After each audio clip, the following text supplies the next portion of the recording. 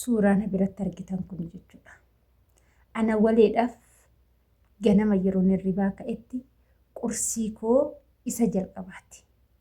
Ija banadhee fuula koo dhiqadhee yoon jedhe kushiina dhaqnaan isa daffifadhee dhugee gara dalagaa kootti deema. Inni kun qursii koo jalqabaa ta'ee namiidhe moo na fayyade laata kan jedhu.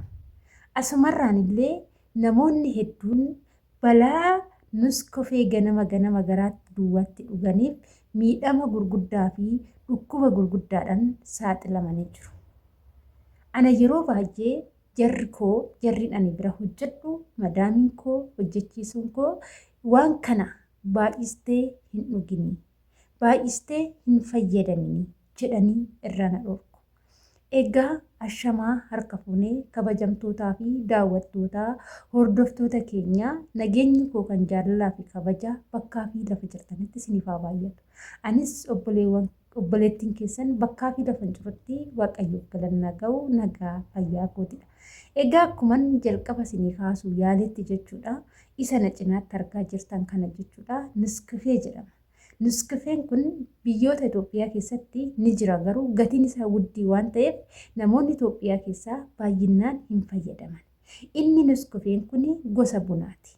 Gosa bunaa osoo ta'u garuu immoo xaamiin isaa xaamii addaati. Yeroo dhuganii baay'ee nama quubsaa, akkasumas afaanitti baay'ee mi'aawa jechuudha. Inni kun iyyuu gosoota garaagaraa qaba jechuudha. Nuskufeen kun gosoota garaagaraa qaba. Isa peestaaliidhaan boodarii milkii fi boodar aannan jechuudha. Boodar milkii fi akkasumas immoo sukkaaritti nam'ee kan walitti makamee makaa dhufutu jira. Akkasumas immoo nuskufeen fi boodar aannanii suni kophaatti kan dhufutu jira jechuudha. Yeroo baay'ee waan kana yeroon garaa duwwaatti fayyadamu yeroo madaamiin koo na argite naan lolti jechuudha. Jalqaba irratti waan kana fayyadamuun duratti qursii kee nyaadhu. Qursii osoo nyaatiin waan kana hin fayyadamin. Sirumaa waan kana fayyadamuun sin barbaachisu. Qursii kee erga nyaatte aannan kee duwwaa qofaasaa daffifadhuuti fayyadami malee isa kana hin fayyadamin. Inni kun jalqaba irratti dhiibbaa dhiigaa sitti fiduu danda'a. Lammaffaa irratti nyaata si cufuu danda'a. Naan jettee naan lolti jechuudha. Ani garuu dhokseen fayyadama. Achi guyyaa tokko inni sun ni dhumatee fiduu didanii jechuudha. Hin jiru jedheetti himnaan baga dhumatee. Anuu akka dhumatuun barbaada. Miidhamni sirra ga'aa jiru kun ati of argaa hin jirtu. Nyaata akka dhaabde ani si argee jira. Ati nyaata nyaachaa hin jirtu. Isa kana yoo xiqqaateen guyyaatti si'a 3 fayyadama. Yeroo 3 jechuudha. Yeroon isa dhuge siruma hin beela'u. Siruma nyaatas hin yaadadhu. Hojii kuyya qofan ganama hirribaa ka'een osoo qursii koo nyaatiin isan dhugaa osoo siruma hin beela'in osuma waa'ee midhaanii ija koo fuuldura dhufin guyyaa sa'aatii 6 sa'aatii 7 akka Itoophiyaa sa'a tokko ta'e hin beela'u jechuudha. Ammallee yeroon dadhabbii narraa balleecha jedhee isuma daffisee dhuga. Dhugaan sinitti immoo deemee appitaayitiin kiyya siruma cufame jechuudha. Appitaayitiin kiyya siruma cufameet nyaanni yoo nan nyaadha jedhee naaf hin nyaatamu.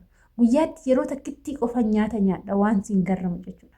Yeroo takkittii qofa ishiidhaayyuu yookaan gara galgalaa irbaatatti yeroon dhiyaadhe sa'a guyyaa keessa sa'aatii 4 akkasitti yeroo nyaadhe itti deebi'ee nyaata nyaadhu. Appitaayitiin kun hin cufama jechuudha.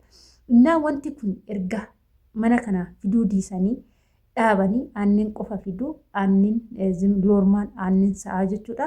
Isa san ganama nan fayyadama. Isa kana garuu aga tokko mataanis na jeeqamuu barbaade wantoota garaagaraati isa dhabnaan jechuudha. Yoon kana isiniin jedhu namoonni hedduun balaa wanta kanaatiif dhukkuba garaagaraatiin of saaxilanii jiru. Dhugaan isinitti hima kan du'aanillee addunyaa kanarra dhabaman ni jiru sababa isa kanaatiin. Kanaafuu warroonni amma wanna kana fayyadamtan akka kiyyaatitti kan jaalattan akka kiyyaatitti kan fayyadamuu jaalattan jechuudha. Kan madaamiin keessa yeroo hundumaa fidadhaan amma yeroo isaan naa fiduu didan ittiin mufadhe maaf mufatte namaa naa fiduu didanii jedheen yoo maallaqa hin qabaanne ta'e anuu maallaqa koo isinittan kenna naa fidaa hagan jedhuun ittiin gahe jechuudha. Isaan immoo fayyaa keetiif malee si'iif malee nu ofii keenyaaf miti. Nuti yoo kana sii fidani kana sii fide yoon fide birrii 50 birrii 60 kanarratti si hin baasu.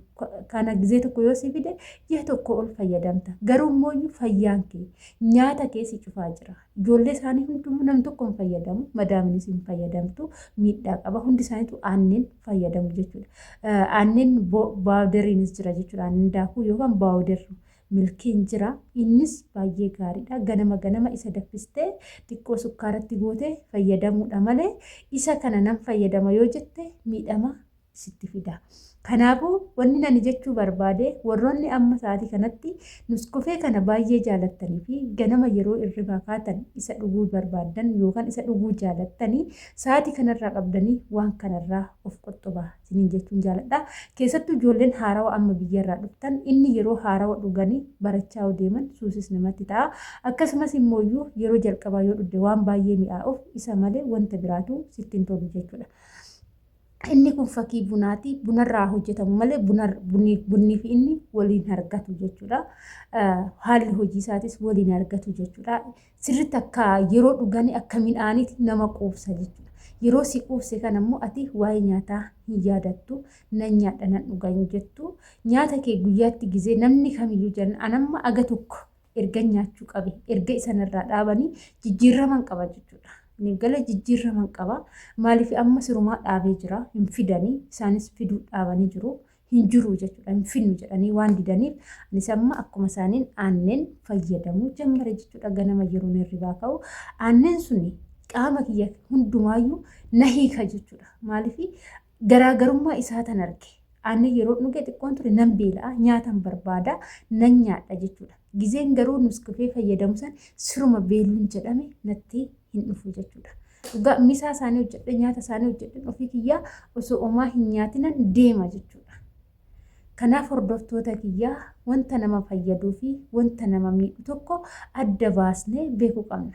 Fayyaa keenya guutuu qabannee biyyaa baanee jirra. Fayyaa keenya dhukkuboota nu keessa jiran hunda marammaramnee meedikaala kaanee dhukkubarraa bilisa waan taaneef fayyaa qulqulluu waan taaneef biyya ormaa dhufuu dandeenyee jirra. Garuu immoo gaafa wantoota garaagaraa nutti mi'aa'anii afaanitti nutti tolan tokko fayyadamnee gaafa asii gallu miidhamni nurra ga'ee numa qofatu miidhama jechuudha.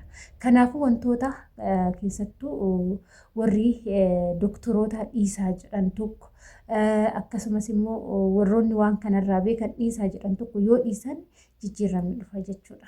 Kanaafuu wanta tokko hillikiin itti deemuu osoo hin taane dhiisuu qabna jechuudha. Anis hillikiin itti hin deemne dhiisinaan jennaan dhiisee jira jechuudha. Kana fakkaata hordoftoota kiyyaa. Kanaafuu jechuudha nuskofeen kun miidhama guddaa qaba. Warroota ogeessota fayyaa gurguddaa jedhametu waan kanarra dubbachaa jira. Kanaafuu anis beekee osoo hin taane agan irraa naa galee fi agan immoo natti himamee dhorkamee akka wanta kana hin fayyadamne wanti kun miidhaa qaba. Baay'ee jarri kiyya kun obboleechi abbaa naan jaran bira hojjetu doktora tokkoffaadha. Sirriitti waan kana beeka. Akkasumas namichi kiyyas beeka jechuudha. Wanta kana wanta dhukkuba garaagaraa fakkeenyaaf wantoota dhukkuba sukkaaraa namatti fiduu danda'an wantoota sukkaara baay'ee qabu sukkaara fakkeenyaaf gizee shaayii dafifannu gizee wantoota dhunnuuf dafifannu sukkaaratti baay'isnee fayyadamu. Akkasumas nyaata humnaa ol nyaachuu itti aansuudhaan immoo chookoleetii garaagaraa keekii garaagaraa biyyoota arabaa kanarratti baay'inaan jira jechuudha. Wantoota kana baay'inaan yoo fayyadamte dhukkubni sukkaaraa sitti dhufuu danda'a. Obboleettii koo kan biyyarraa dhufte jechuudha. Kan biyya keenya keessatti wantooti mi'aa'aan nyaatamu akka biyyoota arabaa kana hin argamu. Wanta akka chookoleetii, keekii akkasumas immoo wantoota bunumaayyuu sukkaaraa akka biyya kanatti gadi dhangalaasanii hin dhugan jechuudha. Kanaafuu biyyoota arabaa keessatti immoo wantoota hedduutu jira. Wantooti mi'aa'aan haala salphaadhaan fiddee fayyadamuu dandeecha. Afaanitti natti mi'aa'e jettee har'aaf yoo fayyadamte boru garuu miidhamatu sirra ga'a waan ta'eef wantoota kanneen irraa warroonni jaallattan of qoxxobaasanii jechuun asumarraan affeerraa kootiidha. Egaa viidiyoon har'aaf qabadee dhufee kana fakkaata. Turtiin wajjin gootanii ulfaadhaa galatoomaa isiniin jecha viidiyoon kiyya kun yoo isinitti tolee laayik sheer gochuudhaan nu jajjabeessaa isiniin jennaa. Turtiin wajjin gootanii ulfaadhaa galatoomaa hanga viidiyoo biraatiin walitti deemtee turtii gaarii isiniif haa ta'u. Baay'ee.